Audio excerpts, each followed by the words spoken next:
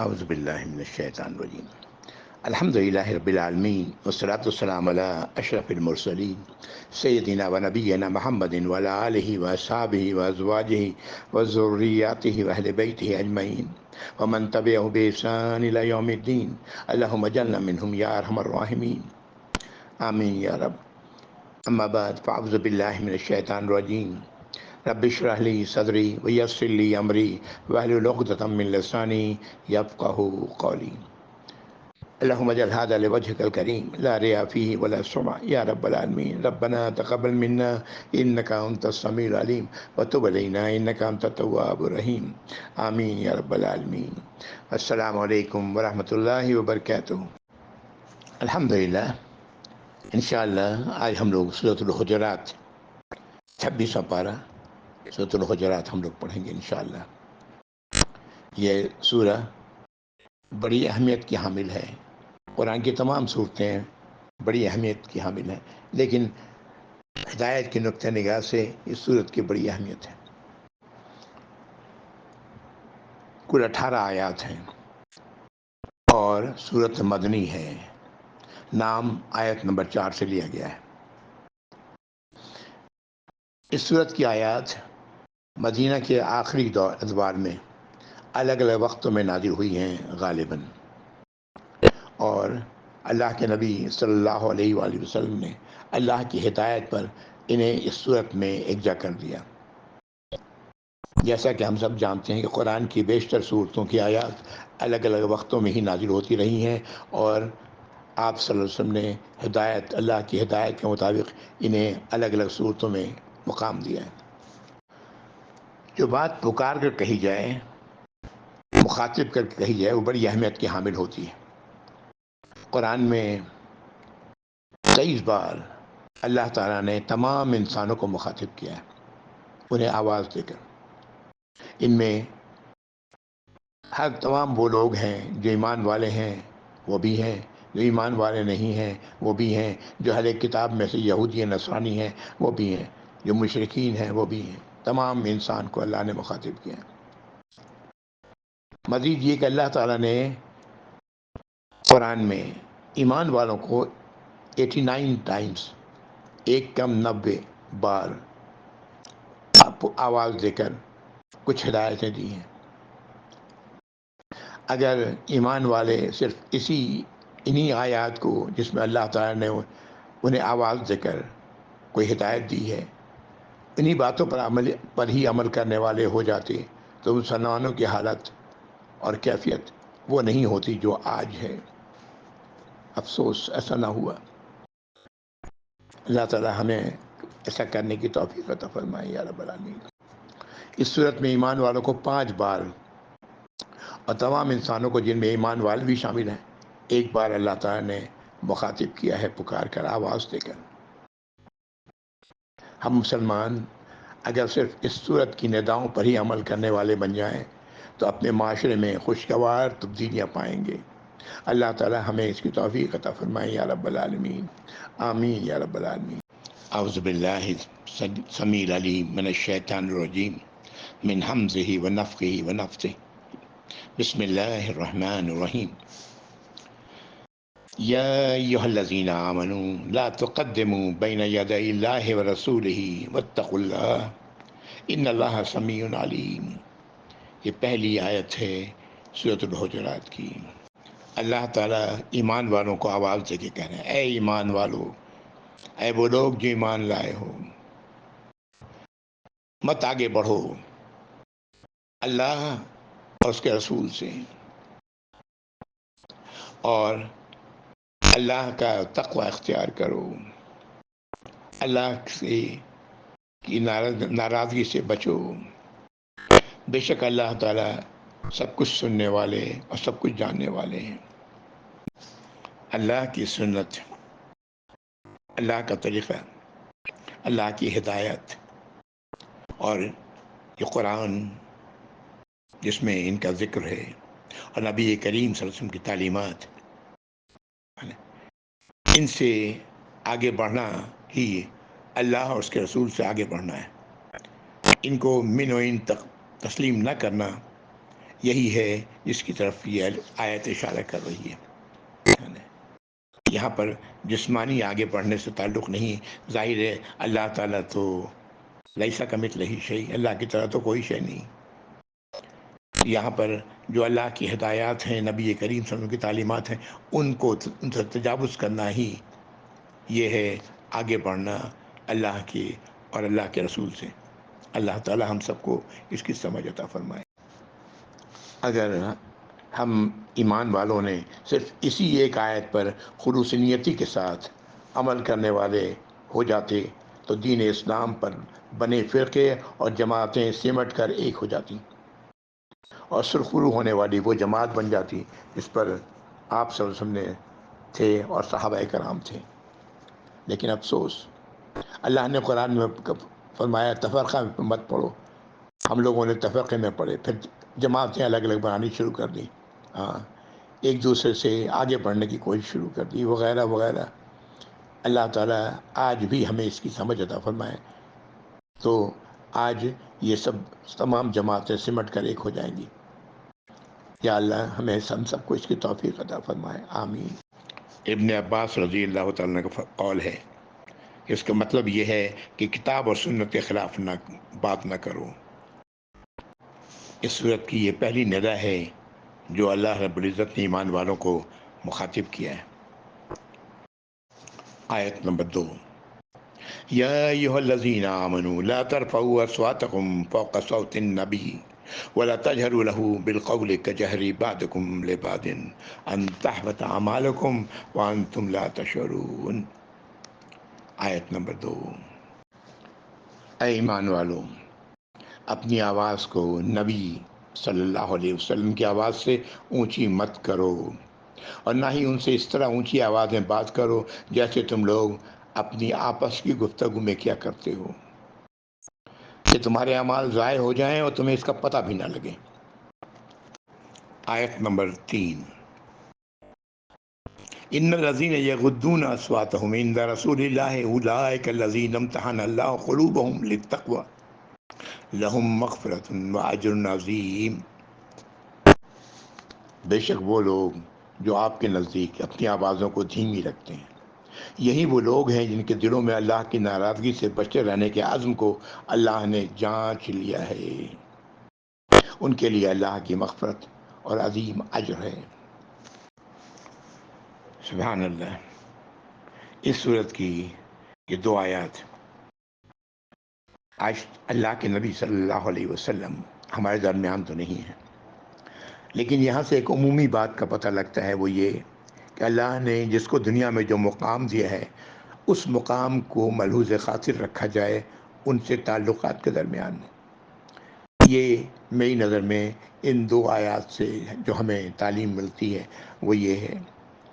اور ایمان والے تو وہی لوگ ہیں، جیسا کہ اللہ نے عرض کیا، اللہ نے فرمایا ایمان والے تو وہی لوگ ہیں جو اپنے دلوں کی گہرائیوں میں اللہ کی نافرمانیوں سے اور اللہ کی فرمانبرداری کرنے کا عزم رکھتے ہیں، اللہ کی نافرمانیوں سے اپنے آپ کو بچاتے ہیں، وہی لوگ ہیں ایمان والے۔ اللہ تعالی ہم لوگوں کو اس پر عمل کرنے کی توفیق عطا فرمائے کہ ہم اللہ کی فرمانبرداری پر قدم بڑھائیں، اللہ کی نافرمانیوں سے رک جائیں۔ نبی کریم صلی اللہ علیہ وسلم کی یہ حدیث ہمیشہ یاد رکھیں، آپ نے فرمایا جب میں کسی کام کا حکم دوں تو اسے اپنی استطاعت بھر کرو، اور جب میں کسی کام سے رکنے کی بات کروں تو رک جاؤ، وہاں پہ استطاعت کی بات نہیں ہے۔ یہی اسی کا نام تقویٰ ہے۔ ان دو آیات کے متعلق احادیثی کتابوں میں کئی روایات ملتی ہیں جو صحابہ سے ہیں، جو لوگ پہلے اس پر عمل نہیں کیا کرتے تھے۔ جیسے اس آیت میں کہا گیا کہ اس طرح بات مت کرو جیسے تم اپنے لوگوں سے بات کرتے ہو۔ اللہ تعالیٰ نے ان لوگوں کو جو صدمہ ہوا اپنی پہلی حرکت پر جو وہ کرتے رہے ہیں، اس کا ذکر ملتا ہے ان احادیث میں۔ اصل ایمان والا تو وہی ہے کہ اس سے خطا ہو جائے تو وہ اپنی خطا پر شرمندہ ہو، اللہ سے معافی طلب کرے، اللہ تعالیٰ معاف کر دیتے ہیں۔ یا رب، ایسے صحابہ رضی اللہ تعالیٰ عنہ جو اپنی اس حرکت پر بہت زیادہ نادم تھے، اللہ کے نبی صلی اللہ علیہ وسلم کو جب اس بات کی اطلاع ملی تو آپ نے اس کی جنتی ہونے کی بشارت دی، اور لوگوں نے ان چلتے پھرتے جنتیوں کو اپنے سامنے دیکھا۔ سبحان اللہ۔ عمر بن خطاب رضی اللہ تعالیٰ عنہ کے دور خلافت میں آپ نے دیکھا کہ دو شخص بلند آواز میں مسجد نبی میں آپس میں باتیں کر رہے ہیں۔ آپ نے سن کر وہاں آ کر ان سے فرمایا، تمہیں معلوم بھی ہے کہ تم کہاں ہو؟ پھر ان سے پوچھا کہ تم کہاں کے رہنے والے ہو؟ انہوں نے کہا طائف کی۔ عمر رضی اللہ عنہ فرماتے ہیں، اگر تم مدینے کے ہوتے تو میں تمہیں پوری سزا دیتا۔ یعنی مسجد نبوی میں بھی اس آداب کا خیال رکھنا چاہیے، اس لیے کہ اس مسجد کا تعلق اللہ کے نبی سے ہے کہ ہم باتیں کریں تو دھیمی آواز میں کریں، شور نہ بچائیں مسجد میں۔ اسی طرح جب جاتے ہیں قبر کی زیارت کے لیے نبی کریم صلی اللہ علیہ وسلم، اس وقت بھی شور نہ بچائیں، احترام کے ساتھ خاموشی کے ساتھ سلام کریں اور آگے بڑھ جائیں۔ ایک موقع پر اللہ کے نبی صلی اللہ علیہ وسلم فرمایا کہ ایک شخص اللہ کی رضامندی کا کوئی کلمہ ایسا کہہ جاتا ہے کہ اس کے کلمے کی کوئی اہمیت نہیں ہوتی اس کے سامنے، لیکن اللہ کو وہ اتنا پسند آتا ہے، اس کی وجہ سے وہ جنتی ہو جاتا ہے۔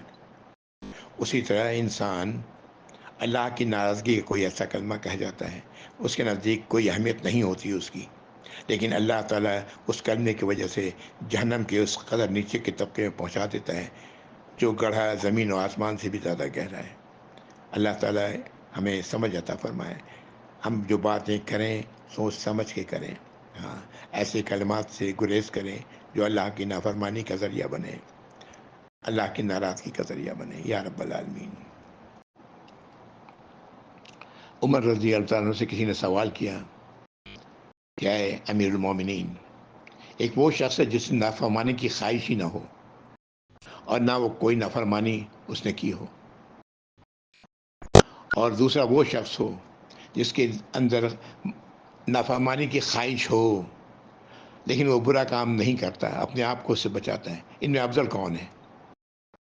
آپ نے فرمایا کہ وہ شخص جس کے اندر نافرمانی کی خواہش ہوتی ہے اور پھر وہ نافرمانی سے اپنے آپ کو بچاتا ہے۔ سبحان اللہ۔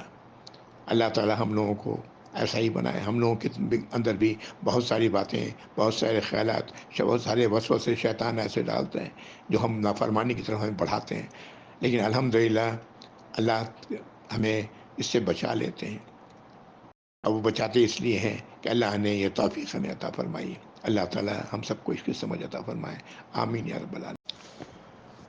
اعوذ باللہ من الشیطان الرجیم۔ آیت نمبر 4 اور 5۔ ان الذین ینادونک من وراء حجرات اکثرهم لا یعقلون۔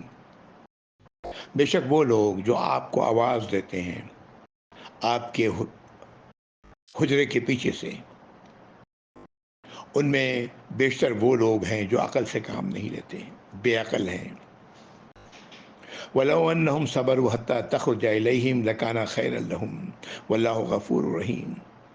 اور اگر وہ صبر سے کام لیتے یہاں تک کہ آپ خود نکل کر ان کی طرف آ جاتے تو یہ ان کے لیے بہتر ہوتا، اور اللہ تو مغفرت فرمانے والے ہیں اور رحم فرمانے والے ہیں۔ کہیں سے بدو دیہاتی لوگ آئے اور آپ کے آرام کا وقت تھا غالباً، اس وقت حجروں کے پیچھے سے آواز لگانے لگے، یا محمد یا محمد صلی اللہ علیہ وسلم۔ یہ عام طریقہ تھا، آج بھی جو لوگ اجڑ ہیں، گنوار ہیں، وہ بھی اس طرح کام کرتے ہیں۔ اللہ تعالیٰ نے اسی کی طرف یہ آیات نازل فرمائی ہیں کہ ایسے لوگ عقل سے کام نہیں لیتے، ان کا خود ہی اللہ کے نبی صلی اللہ علیہ وسلم نکل کر آپ کی طرف آ جاتے تو یہ ان کے لیے بہتر ہوتا۔ اب ان دونوں آیات کو سامنے رکھیں، یہ ایک ایسی ہدایت ہے جس کی خلاف ورزی آج فون اور موبائل کے ذریعے کی جانی عام ہے۔ کم ہی ہم سوچتے ہیں کہ اس وقت کون سا وقت کس کی مصروفیت کا ہے، حتیٰ یہ کہ نماز کے اوقات میں بھی لوگوں کو کال کر رہے ہوتے ہیں۔ اکثر مسجد میں کبھی موبائل کسی کا آن ہوتا تو گھنٹی بجنی شروع ہو جاتی۔ ہاں، یہاں اس چیز سے یہ آیت منع کر رہی ہے۔ آج ہم لوگ اس بات کا خیال رکھیں تو الحمدللہ اس آیت پر عمل بھی ہوگا۔ لوگوں کو اس وقت کال کریں جب ان کے لیے یعنی وہ فارغ وقت میں ہوں، اور اگر کال کریں جیسا کہ حکم ہے جلوہ جاؤ تو دستک دو 3 بار، اگر دروازہ نہ کھلے تو ہم لوگ پڑھ چکے ہیں پیچھے سورہ نور میں۔ تو یہ کال کیا 2-3 گھنٹی بجی، اگر نہیں اٹھایا تو بند کر دیں، لیکن اکثر لوگ ایسا نہیں کرتے، گھنٹی بجتی رہتی ہے بجتی رہتی ہے بجتی رہتی ہے۔ اللہ تعالی ہم سب کو اس کی سمجھ عطا فرمائے یا رب العالمین، ان آیات پر عمل کرنے کی توفیق عطا فرمائے، آمین یا رب العالمین۔ آیات 6، 7 اور 8 انشاءاللہ۔ اعوذ باللہ من الشیطان الرجیم۔ یا ایھا الذین آمنوا ان جاءکم فاسق بنبأ فتبینوا ان تصیبوا قوما بجہالۃ فتصبحوا علی ما فعلتم نادمین۔ اے ایمان والو، اگر آئے تمہارے پاس کوئی ایسا شخص فاسق ہو، قابل بھروسہ نہ ہو، تو جو خبر لے کر کے آیا ہے اس کی تحقیق کر لو، کہیں ایسا نہ ہو کہ تم کسی قوم پر اپنی نادانی میں انہیں ایذا پہنچاؤ، اپنی جہالت کی بنا پر، اپنی ناعلمی کی بنا پر ان کو تکلیف پہنچاؤ، اور بعد میں تم اپنے کیے پر تمہیں شرمندہ ہونا پڑے، پشیمان ہونا پڑے۔ وَاعْلَمُوا أَنَّ فِيكُمْ رَسُولَ اللَّهِ لَوْ يُطِيعُكُمْ فِي كَثِيرٍ مِّنَ الْأَمْرِ لَعَنِتُّمْ وَلَكِنَّ اللَّهَ حَبَّبَ إِلَيْكُمُ الْإِيمَانَ وَزَيَّنَهُ فِي قُلُوبِكُمْ وَكَرَّهَ إِلَيْكُمُ الْكُفْرَ وَالْفُسُوقَ وَالْعِصْيَانَ أُولَٰئِكَ هُمُ الرَّاشِدُونَ۔ جان لو کہ تم میں اللہ کے رسول ہیں صلی اللہ علیہ وسلم، اگر وہ بہت سارے معاملات میں تمہاری بات مان لیا کریں تو تم مشکل میں پڑ جاؤ، لیکن اللہ نے تمہارے لیے ایمان کو پسندیدہ اور اسے تمہارے دلوں کی زینت بنا دی ہے، جبکہ کفر، بدعہدی اور نافرمانی کے کاموں سے تمہیں متنفر کر دیا ہے۔ یہی وہ لوگ ہیں جو سیدھی راہ پر گامزن ہیں۔ یہ آیت نمبر 7 تھی۔ آیت نمبر 8، فضل من اللہ ونعمہ واللہ علیم حکیم۔ یہ اللہ کا فضل اور اس کی نعمت ہے، اللہ ہر شے کا علم رکھنے والے اور بڑی حکمتوں والے ہیں۔ ان آیات جو بھی میں نے پڑھی، ان کے نزول کے حوالے سے کہا جاتا ہے کہ آپ صلی اللہ علیہ وسلم نے کسی کو صحابہ میں سے حکم دیا زکوٰۃ کے مال کا لانے کے لیے کسی قبیلے سے، اور وہ کسی وجہ کا ڈر کے وہاں نہیں گئے اور باہری سے واپس آ گئے، اور آ کے یہاں آپ صلی اللہ علیہ وسلم کو یہ بتا دیا کہ انہوں نے زکوٰۃ دینے سے انکار کر دیا۔ جبکہ دوسری طرف وہ لوگ جب دیکھا کہ آپ صلی اللہ علیہ وسلم کا کوئی آدمی آپ کے پاس نہیں آیا زکوٰۃ دینے کے لیے، تو وہ لوگ خود چل کر کے مدینہ تشریف آنے لگے۔ آپ صلی اللہ علیہ وسلم نے اس دوران میں تحقیق کے لیے اور کسی اور صحابی کو کہا، تو راستے میں ان لوگوں کی ملاقات ہوتی ہے، اور پھر پتہ لگتا ہے کہ وہ صاحب جن کو پہلے اللہ کے نبی صلی اللہ علیہ وسلم نے بھیجا تھا، وہ تو ان کے پاس گئے ہی نہیں تھے۔ بہرحال یہ ایسا واقعہ ہوتا رہتا ہے، ایسے واقعات ہوتے رہتے ہیں۔ جو بات ان آیات میں یہ بھی کہی گئی کہ تم میں اللہ کے رسول ہیں، ان کی تعظیم و توقیر کرنا، عزت و ادب کرنا، ان کے احکام کو سر آنکھوں سے بجا لانا تمہارا فرض ہے، اور تمہاری مصلحتوں سے بہت آگاہ ہے، انہیں تم سے بہت محبت ہے، وہ تمہیں مشقت میں نہیں ڈالنا چاہتے۔ تم جتنی اپنے بھلائی کے خواہاں ہو، اس سے زیادہ نبی کریم صلی اللہ علیہ وسلم تمہاری بھلائی کے خواہاں ہیں۔ در حقیقت یہ آیات افواہ کی طرف اشارہ کر رہی ہیں۔ افواہ، منہ سے کہی ہوئی بات۔ کسی کے جھوٹے ہونے کے لیے اتنا ہی کافی ہے کہ وہ جو سنے بغیر تحقیق دوسروں تک پہنچا دے۔ یہ اللہ کے نبی صلی اللہ علیہ وسلم فرمایا ہے کم و بیش کہ کسی کے جھوٹا ہونا یہی کافی ہے کہ وہ بغیر کسی چیز کو بات کو تحقیق کیے بغیر دوسروں تک پہنچا دے، اسی کا نام تو افواہ ہے۔ غور کرنے کا مقام ہے کہ آج سوشل میڈیا کے ذریعے کیا ہو رہا ہے،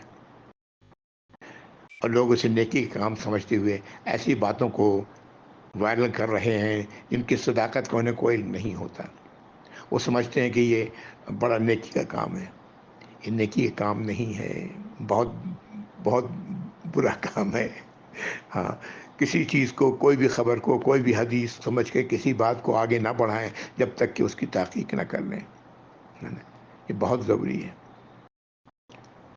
افواہ بہت ہی ناپسندیدہ چیز ہے. یہ معاشرے میں لوگوں کے اندر خلفشات پیدا کرتا ہے.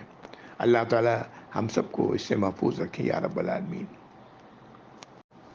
پھر انہی آیات میں ایمان والوں کی سوچ اور ان کی پسند اور ناپسند کا بھی ذکر اللہ نے کیا ہے. ہم اپنے آپ کو دیکھیں کہ ہم کہاں کھڑے ہیں. جس شخص میں ایمانداری نہیں وہ ایمان سے محروم ہے. مشورہ بھی امانت ہے. جو اپنے کیے وعدے کا پاس نہ کرے اس کا کوئی دین نہیں. نبی کریم صلی اللہ علیہ وسلم کے بارے میں آتا ہے، صحابی بیان کرتے ہیں رضی اللہ تعالیٰ عنہ کہ آپ کوئی خطبہ بھی ایسا نہیں ہوتا جس میں آپ یہ بات نہ کہتے کہ جس کی اندر ایمانداری نہیں، اس کا کوئی جو امانت میں خیانت کرے اس کا کوئی ایمان نہیں، اور جو وعدے کی خلاف ورزی کرے اس کا کوئی دین نہیں. اللہ تعالیٰ ہمیں اس بات کی سمجھ. یہ تو منافق کی پہچان ہے، بات کرے تو جھوٹ بولے، وعدہ کرے تو وعدہ خلافی کرے، امانت رکھی جائے تو امانت میں خیانت کرے. اللہ تعالیٰ ہم سب کو اس سے محفوظ رکھے یا رب العالمین. یہ بدترین مرض ہے منافقت. منافق پڑھ چکے ہیں ہم لوگ سورۃ النساء میں. منافق جہنم کے سب سے نچلی تہہ میں ہوگا. اللہ تعالیٰ ہم سب کو اس سے محفوظ رکھے یا رب العالمین. آمین. ایک موقع پر آپ صلی اللہ علیہ وسلم نے فرمایا کہ جس شخص کو اپنی نیکی اچھی لگے اور برائی اسے ناراض کرے وہ مومن ہے، ایمان والا ہے. اللہ تعالیٰ ہم لوگوں کو ایمان والا بنائے یا رب العالمین. ایمان پہ قائم رکھے مرتے دم تک. آمین یا رب العالمین. آیت نمبر 9 اور 10. اعوذ باللہ من الشیطان الرجیم. وَإِن طَائِفَتَانِ مِنَ الْمُؤْمِنِينَ اقْتَتَلُوا فَأَصْلِحُوا بَيْنَهُمَا فَإِن بَغَتْ إِحْدَاهُمَا عَلَى الْأُخْرَى فَقَاتِلُوا الَّتِي تَبْغِي حَتَّى تَفِيءَ إِلَى أَمْرِ اللَّهِ وَإِن فَاءَتْ فَأَصْلِحُوا بَيْنَهُمَا بِالْعَدْلِ وَأَقْسِطُوا إِنَّ اللَّهَ يُحِبُّ الْمُقْسِطِينَ. اگر مسلمانوں کی، ایمان والوں کی دو جماعتیں آپس میں لڑ پڑیں تو ان میں میل ملاپ کرا دیا کرو، صلح کرا دیا کرو ان دونوں میں. پھر اگر ان دونوں میں سے ایک دوسری جماعت کے ساتھ زیادتی کرے تو تم سب اس گروہ سے جو زیادتی کرتا ہے لڑو یہاں تک کہ وہ اللہ کے حکم کی طرف لوٹ آئے. اگر لوٹ آئے تو پھر انصاف کے ساتھ صلح کرا دو اور عدل کرتے رہا کرو. اللہ تعالیٰ انصاف کرنے والوں کو پسند کرتے ہیں. ان المؤمنین اخوہ فاصلحوا بین اخویکم. بے شک ایمان والے بھائی بھائی ہیں تو اصلاح کرو اپنے بھائیوں کے درمیان. فاتقوا اللہ لعلکم ترحمون. اور اللہ کی ناراضگی سے بچو تاکہ تم پر رحم کیا جائے. آیت نمبر 10. ایمان والوں کے درمیان ایسی کسی صورتحال کا پیدا ہونا ممکن ہے جیسا کہ اللہ تعالیٰ نے فرمایا کہ ایمان والے کے دو گروہ آپس میں لڑ پڑیں. یہ ان کی ایمان کی نفی نہیں ہے. اپنے ایمان کی نفی کرنے والے تو وہ لوگ ہیں جو ایسی کسی صورتحال میں خاموش تماشائی بنے ہوتے ہیں. مسلم معاشرہ اگر آپس کی بھائی چارگی اور محبت سے محروم ہو جائے تو اس معاشرے میں ایمان والے نہیں بستے ہیں. یہیں سے یہ ان آیات سے، آیت نمبر 9 اور 10 سے یہ چیز اخذ کی گئی ہے کہ نافرمانی کتنی ہی بڑی ہو انسان کو ایمان سے الگ نہیں کرتی. وہ ایمان والا ہی ہوتا ہے. ایک موقع پر آپ نے فرمایا کہ اپنے بھائی کی مدد کرو، ظالم ہو یا مظلوم ہو. تو سوال کیا گیا آپ سے کہ یا رسول اللہ صلی اللہ علیہ وسلم، مظلوم کی تو حالت میں تو ظاہر ہے اس کی مدد کرنی چاہیے، لیکن ظالم کی مدد کیسے کی جائے؟ تو آپ نے فرمایا اسے ظلم سے روک کر، جو ظلم وہ کر رہا ہے اس سے اسے باز کر رکھو، یہ اس پر یہ اس کی مدد ہے۔ ایک موقع پر آپ سے فرمایا کہ دنیا میں جو لوگ عدل کرتے ہیں، انصاف سے کام لیتے ہیں، وہ موتیوں کے ممبروں پر اللہ عز و جل کے سامنے ہوں گے، اور یہ بدلہ ہوگا ان کے عدل و انصاف کا۔ سبحان اللہ، کتنا بڑا مقام انہیں ملنے والا ہے جو عدل و انصاف سے کام لینے والے ہیں۔ اللہ تعالی ہم سب کو اس کی توفیق عطا فرمائے، آمین یا رب العالمین۔ نبی کریم صلی اللہ علیہ وسلم کا یہ فرمانا، مسلمان کا بھائی ہے، اس پر ظلم و ستم نہ کرو۔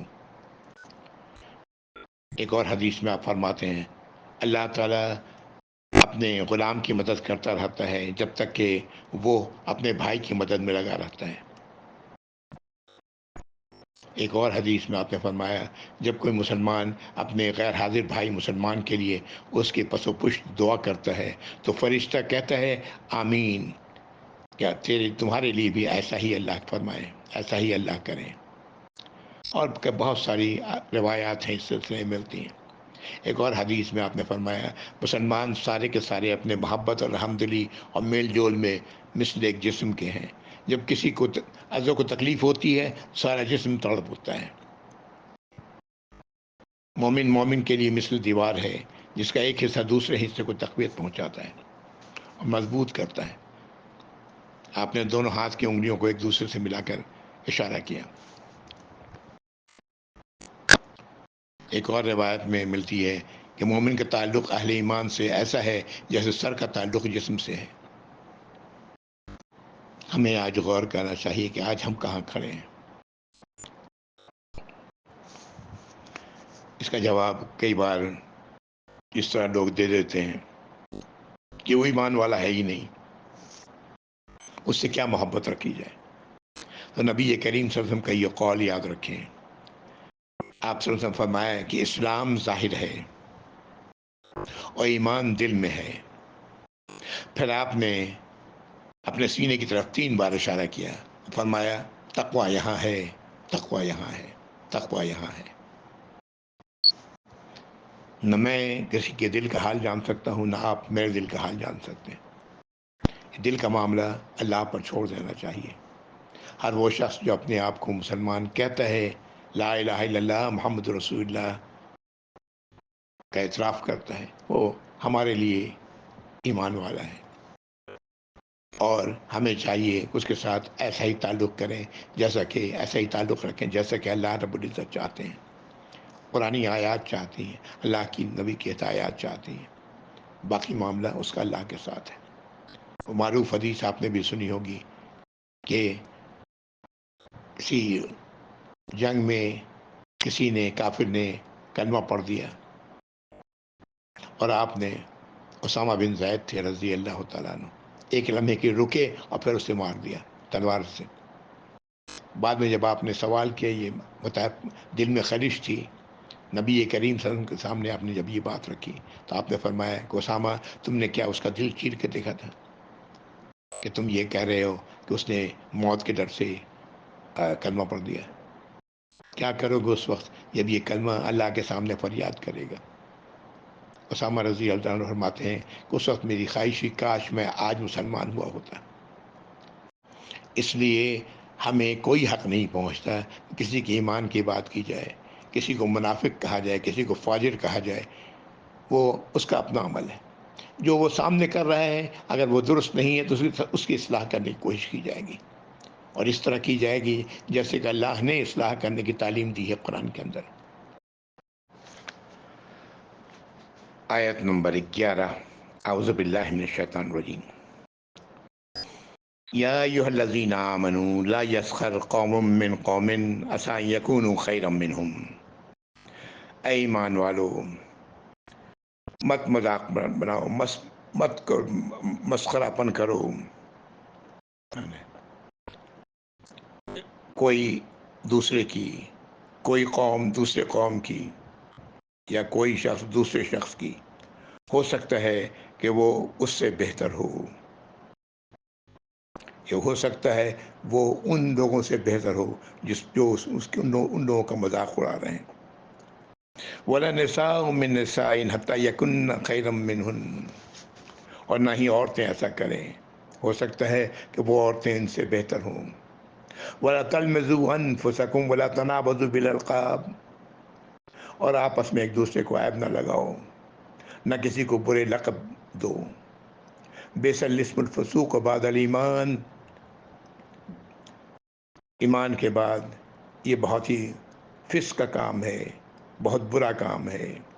وَمَن لَّمْ يَتُبْ فَأُولَٰئِکَ هُمُ الظَّالِمُونَ، اور جو توبہ نہ کرے تو یہی وہ لوگ ہیں جو ظالم ہیں۔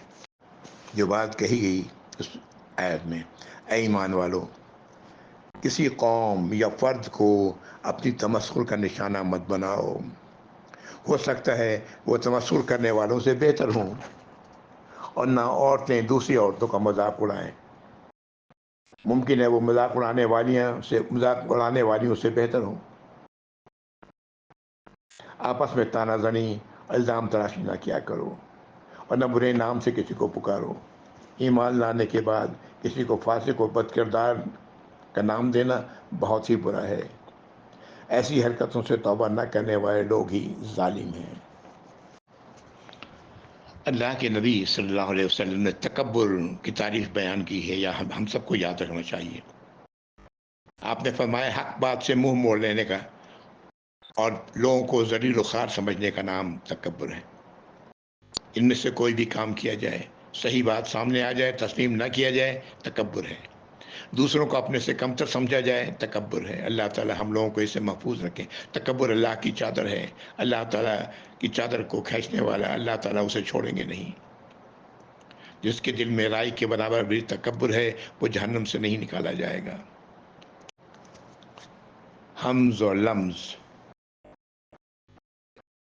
تیسرے پارے کی صورت ہے ویل لکل ہمزۃ لمزہ، ہے نا۔ یہ حمز کہتے ہیں کوئی ایسی حرکت کرنے کا جس سے کسی کی حقارت، کسی کو حقیر جاننا ظاہر ہو، اور لمز کہتے ہیں قول سے کسی کو برا ظاہر کرنا۔ اللہ رب العزت ایسی حرکتوں سے ہم سب کو محفوظ رکھے۔ یہ معاشرے میں برائی کا بہت بڑا ذریعہ ہے۔ اس کے بعد بھی ایک آیت آ رہی ہے، لیکن وقت کی کمی ہے، اس لیے میں انشاءاللہ اگلی بار پڑھوں گا۔ یہ اللہ تعالیٰ ایسی حرکتوں سے ہم سب کو محفوظ رکھیں یا رب العالمین۔ برا نام دینا، میں نے وہ دور دیکھا ہے کہ ہمارے اہل علم لوگ دیواروں پر لکھوایا کرتے تھے کہ فلاں کافر ہے، فلاں جماعت کافر ہے، فلاں جماعت کافر ہے۔ اس طرح کی تحریر میں نے دیکھی۔ یہ میں 70s کی بات کر رہا ہوں۔ اللہ تعالیٰ اصل میں برائیاں، آپ ایک حدیث آپ سے ملتی ہے صلی اللہ علیہ وسلم، کہ ایک وقت آئے گا کہ برائیاں یہ اہل علم سے ہی شروع ہوں گی اور ان پر ہی جا کر ختم ہوں گی۔ جو لوگ اپنے آپ کو علم والا کہتے ہیں وہی یہ برائیوں کے کا ارتکاب کریں گے۔ اللہ تعالیٰ ہم سب کو اس سے محفوظ رکھیں یا رب العالمین۔ وآخر دعوانا الحمد للہ رب العالمین، وصلی اللہ علی محمد وعلی آلہ وصحبہ وازواجہ وذریاتہ واہل بیتہ اجمعین ومن تبعہ بإحسان الی یوم الدین۔ اللہم اجعلنا منہم یا رب العالمین، آمین یا رب، آمین یا رب العالمین۔ والسلام علیکم ورحمۃ اللہ وبرکاتہ۔ جزاکم اللہ خیر۔